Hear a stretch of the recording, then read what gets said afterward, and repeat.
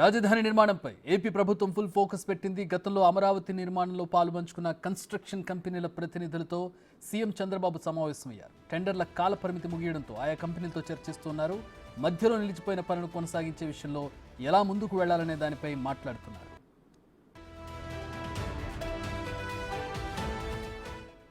మా ప్రతినిధి మల్లికార్జున్ జాయిన్ అవుతున్నారు అమరావతి నుంచి మరిన్ని వివరాలు అందించడానికి. మల్లికార్జున్, దాదాపు 5 ఏళ్ల పాటు ఎక్కడ వేసిన గొంగళి ఎక్కడ అన్నట్టుగా ఉన్నటువంటి పరిస్థితి, చాలా నిర్మాణాలు కట్టి ఆ విధంగా బీడు వారిపోయినటువంటి పరిస్థితి మనం చూస్తూ ఉన్నాం. ఎట్లా వాటిని పునరుద్ధరించబోతూ ఉన్నారు? అలాగే కంపెనీలకు సంబంధించి కొన్ని వార్తలు వస్తూ ఉన్నాయి. ఎవరికైతే స్థలాలు కేటాయించారో కేటాయించిన స్థలాలకు సంబంధించి కూడా కంపెనీలకు సమాచారం లేదు. ఆ స్థలాలు మాకు చూపించినట్టు కొన్ని కంపెనీలు అప్రోచ్ అవుతున్నట్టు కూడా తెలుస్తుంది. ఇవన్నీ చూస్తూ ఉంటే అసలు అమరావతి అనేది కావాలని నెగ్లెక్ట్ చేసినట్టు కనపడుతుంది. ఎట్లా ముందుకెళ్ళబోతుంది ప్రభుత్వం దీని మీద? అంటే గత ప్రభుత్వంలో 5 సంవత్సరాల పాటు పూర్తి స్థాయిలో అమరావతిలో కూడా నిర్మాణాలతో పాటు ప్రైవేట్ సంస్థలకు కానీ ప్రభుత్వ సంస్థలకు కానీ కేంద్ర సంస్థలకు కానీ కేటాయించిన భూములకు సంబంధించి కూడా ఎక్కడా పని అనేది కొనసాగలేదు. ఆ భూములు కేటాయించిన నిర్మాణ సంస్థలతో కానీ ఆ కేటాయించిన కేంద్ర సంస్థలతో కానీ రాష్ట్ర ప్రభుత్వం ఎక్కడ కూడా అప్రోచ్ అయిన దాఖలాలు కూడా లేవు. 5 సంవత్సరాల పాటు పూర్తి స్థాయిలో అమరావతికి సంబంధించి నిర్వీర్యమో ధ్వంసం తప్పితే వేరే విషయాలు ఏవి కనపడలేదు. కానీ ఎన్డీఏ ప్రభుత్వం వచ్చిన తర్వాత దగ్గర నుంచి కూడా అమరావతిలో నిర్మాణ పనులకు సంబంధించి అలాగే ఏదైతే ఉన్నాయో రోడ్లకు సంబంధించి అన్నింటినీ కూడా చకచకా నిర్ణయాలు అనేది తీసుకున్న పరిస్థితి కూడా కనిపిస్తూ ఉంది. అసలు ముందుగా ఒక కమిటీని ఏర్పాటు చేయాలని కూడా ప్రభుత్వం భావిస్తూ ఉంది. ఏదైతే ఇప్పుడు వరకు అంటే 5 సంవత్సరాల కాలంలో ఎలాంటి విధ్వంసం అమరావతిలో జరిగింది, దానికి పూర్తి స్థాయిలో నివేదిక అనేది సిద్ధం చేయాలని కూడా భావిస్తున్న ప్రభుత్వం అలాగే మంత్రుల కమిటీని ఏర్పాటు చేయాలని భావిస్తూ ఉంది. ఈ నేపథ్యంలోనే నిర్మాణ సంస్థలతో కూడా ఓ పక్క సమావేశాలు నిర్వహిస్తూ ఉంది. అలాగే గతంలో అధికారులు రిటైర్డ్ ఐఏఎస్ అధికారులతో కూడా ఇప్పటికే చంద్రబాబు సమావేశాలు నిర్వహిస్తూనే ఉన్నారు. అమరావతి విషయంలో పూర్తి స్థాయిలో నిర్మాణాలకు సంబంధించి ఏదైతే సీడ్ క్యాపిటల్ ఉందో 6 కిలోమీటర్ల పొడవున కూడా సీడ్ క్యాపిటల్ అనేది ఉంటుంది. 1 కిలోమీటర్ వెడల్పులో కూడా సీడ్ క్యాపిటల్ అనేది ఉంటుంది. ఈ సీడ్ క్యాపిటల్ పరిధిలో ఏదైతే నిర్మాణాలు ఉన్నాయో నిర్మాణాలకు సంబంధించినవి కానీ అలాగే అమరావతిలో ఇన్ఫ్రాస్ట్రక్చర్ డెవలప్మెంట్ విషయాలు కానీ రైతులకు ఇచ్చే ఏదైతే ఫ్లాట్స్ కానీ అన్నిటి మీద కూడా ఫోకస్ చేస్తూ ఉంది. ఒక్కొక్క దాని మీద అనేది ఫోకస్ చేస్తూ కసరత్తు చేస్తున్న పరిస్థితి కూడా కనిపిస్తూ ఉంది. ముందుగా ఏదైతే ఇన్ఫ్రాస్ట్రక్చర్కి సంబంధించి గతంలో ఉన్న అధికారులు ఎవరైతే ఉన్నారో పనిచేసిన అధికారులు అమరావతి డెవలప్మెంట్ కార్పొరేషన్లో పనిచేసిన లక్ష్మీ పార్థసారథికి సంబంధించి కావచ్చు అలాగే మిగతా అధికారులు అప్పుడు రెవెన్యూలో ఉన్న అధికారులు కావచ్చు వాళ్ళందరితో కూడా పిలిచి చంద్రబాబు నాయుడు దాదాపుగా ఈ బాధ్యతలు స్వీకరించిన దగ్గర నుంచి కూడా మాట్లాడుతున్న పరిస్థితి కూడా కనిపిస్తూ ఉంది. స్వయంగా చంద్రబాబు నాయుడు కూడా అమరావతి నిర్మాణాలను ప్రతి ఒక్క దాన్ని కూడా పరిశీలించిన పరిస్థితి ఉంది. అధికారుల నుంచి వివరాలు కోరుతున్న పరిస్థితి కూడా ఉంది. అసలు ఎట్లాంటి విధ్వంసం అనేది అమరావతిలో జరిగింది, ఎందుకంటే నిర్మాణాలు 2018 నుంచి కూడా 2019 మే వరకు కూడా కొనసాగిన పరిస్థితి ఉంది. తర్వాత వైసీపీ ప్రభుత్వం వచ్చిన తర్వాత 5 సంవత్సరాల పాటు కూడా ఎక్కడ నిర్మాణం అనేది ఆగిపోయిన పరిస్థితి, ఎక్కడ నిర్మాణాలు చేపట్టిన పరిస్థితి కూడా కనిపించలేదు. ఇప్పుడు ఆ నిర్మాణాలని రీనిర్మాణం చేయాల్సిన పరిస్థితి ఉంది. ఎక్కడి నుంచి అయిపోయిందో అక్కడి నుంచి నిర్మాణం చేయాల్సిన పరిస్థితి ఉంది. కాబట్టి పూర్తిగా అంతేకాకుండా కాంట్రాక్ట్ సంస్థలకు అప్పుడు ఒక టైం బోర్డు పెట్టి మరి కాంట్రాక్టులు అనేది ఆహ్వానించడం జరిగింది.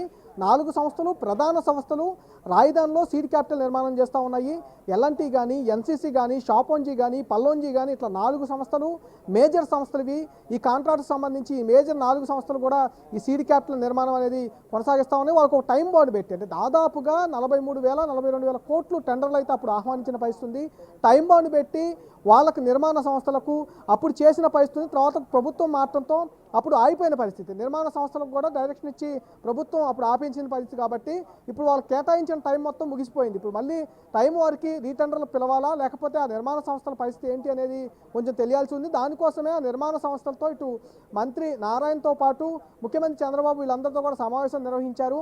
దీనికి సంబంధించి డీటెయిల్గా ఎలా చేయాలి, నిర్మాణ సంస్థలకు సంబంధించి రీటెండర్లు పిలవాలా లేకపోతే ఉన్న సంస్థలనే కొనసాగించి ఏ విధంగా ఈ నిర్మాణాలు చేపట్టాలనే దానిపై కూడా సుదీర్ఘంగా వాళ్ళ మధ్య అయితే చర్చ నడిచింది. దీంతో పాటు ఒక పక్క నిర్మాణాలు చేస్తూనే మరో పక్క మ్యాప్కు సంబంధించి ఎలాంటి విధ్వంసం జరిగింది అంటే అప్పుడు మాస్టర్ ప్లాన్ అనేది రూపొందించడం జరిగింది. ఆ మాస్టర్ ప్లాన్ కొన్ని చేంజెస్ కూడా ఈ వైసీపీ ప్రభుత్వం చేసిన పరిస్థితి కూడా ఉంది. కాబట్టి అలాంటి విధ్వంసం ఏం జరిగిందనే దానిపై కూడా ఐడెంటిఫై చేస్తున్న పరిస్థితి కనిపిస్తూ ఉంది.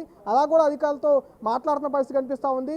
అంతేకాకుండా పూర్తి స్థాయిలో నిర్మాణ సంస్థలు ఇటు మాస్టర్ ప్లాన్తో సంబంధించిన అధికారులతోనూ వాళ్ళతో పాటుగా రాష్ట్రానికి అప్పుడు ఏదైతే రాజధానిలో కేంద్ర సంస్థలు కానీ ప్రైవేటు సంస్థలు కానీ ఎవరెవరికి భూములు కేటాయించారనే విషయంపై కూడా ఆరా తీస్తూ ఉన్నారు. గత ప్రభుత్వం ఎవరినైనా అప్రోచ్ అయిందా, ఎవరైనా నిర్మాణ సంస్థలకు సంబంధించి అప్రోచ్ అయిందా లేదనే విషయాలు ఆరాధిస్తూ ఉన్నారు. ఎవరికైతే భూములు కేటాయించారో గతంలో వారందరినీ అప్రోచ్ అవుతూ ఉన్నారు. అధికారులు వాళ్ళకి ఫోన్లు చేస్తూ ఉన్నారు. వాళ్ళని వచ్చి మీ స్థలాలకు సంబంధించిన ఎంఓయూలు ఉన్నాయి, కొనుగోలు చేసినవి ఉన్నాయి, మీకు కేటాయించినవి ఉన్నాయి, వాళ్ళంటినీ చూసుకోవాలంటే వాళ్ళకి విజ్ఞప్తి చేస్తూ ఉన్నారు. అంటే మాకు స్థలం ఇప్పటివరకు కేటాయించిన కొన్ని సంస్థలు ఉన్నాయి, కేటాయించిన కొన్ని సంస్థలు స్థలం కూడా చూడని సంస్థలు కొన్ని ఉన్నాయి కాబట్టి డైరెక్ట్గా వచ్చి స్థలాన్ని చూసుకుంటామంటూ కూడా వాళ్ళు కూడా చెబుతున్న పరిస్థితి ఉంది. ఇట్లా అమరావతి మీద పూర్తి స్థాయిలో ఒక కసరత్తు అయితే చంద్రబాబు నాయుడు చేస్తున్న పరిస్థితి కూడా కనిపిస్తూ ఉంది. నిర్మాణ సంస్థలు అలాగే కేటాయించిన సంస్థలతో పాటు అధికారులతో కూడా సమావేశమై అమరావతిని వేగవంతంగా పూర్తి చేయాలనే లక్ష్యంతో కూడా ముందుకెళ్తున్నట్టు కూడా తెలుస్తూ ఉంది. ముందుగా అసలు గత ప్రభుత్వంలో ఏం జరిగింది అమరావతిలో అనే విషయంపై కూడా ఒక నివేదిక తెప్పించుకోవాలని కూడా భావిస్తున్న పరిస్థితి ఉంది. అట్లాగే కాంట్రాక్టులకు సంబంధించి ఒక కాంట్రాక్టులు ఆవాహించడం, ఎందుకంటే ఇప్పుడు రాజధాని మొత్తం కూడా పిచ్చి కంపలు అనేవి ఎక్కువగా మొలిచిన పరిస్థితి ఉంది. మొత్తం క్లీన్ చేయాల్సిన పరిస్థితి ఉంది. దానికి ఒక కాంట్రాక్టులకు సంబంధించి పిలవాల్సి ఉంది. అవి మొత్తం జంగిల్ క్లియరెన్స్ చేయాల్సిన పరిస్థితి ఉంది. వాటికి సంబంధించి రీట్రాక్ కాంట్రాక్ట్స్ అనేది పిలవాలని భావిస్తూ ఉన్నారు. రీటెండర్స్ పిలవాలని, వాటితో పాటు అన్నింటిని కూడా చకచక ఒకదాని తర్వాత ఒకటి లింకేజ్గా పనులు చేయాలని కూడా రాష్ట్ర ప్రభుత్వం భావిస్తూ ఉంది. అందులో భాగంగా రివ్యూ సమావేశాలు అయితే కొనసాగుతున్న పరిస్థితి కూడా కనిపిస్తూ ఉంది. Chakri, all right, thanks for the updates Mallikarjun. ఒక ఛాలెంజింగ్ టాస్క్ అని చెప్పుకోవచ్చు. 5 ఏళ్ల పాటు నెగ్లెక్ట్ చేయబడినటువంటి ప్రాంతాన్ని మళ్ళీ అభివృద్ధి బాట పట్టించడం, అలాగే అక్కడ సంపద సృష్టించడం, కొత్త బిల్డింగ్స్ కట్టడం, అలాగే పాడుబడినటువంటి పాత బిల్డింగ్స్ను పునరుద్ధరించడం అనేది ఒక కాంప్లికేటెడ్ టాస్క్. రెవెన్యూ తక్కువ, అలాగే ఆదాయం తక్కువగా ఉన్నటువంటి రాష్ట్రంలో ప్రస్తుతం అమరావతి లాంటి రాజధాని నిర్మించడం అనేది ఏ విధంగా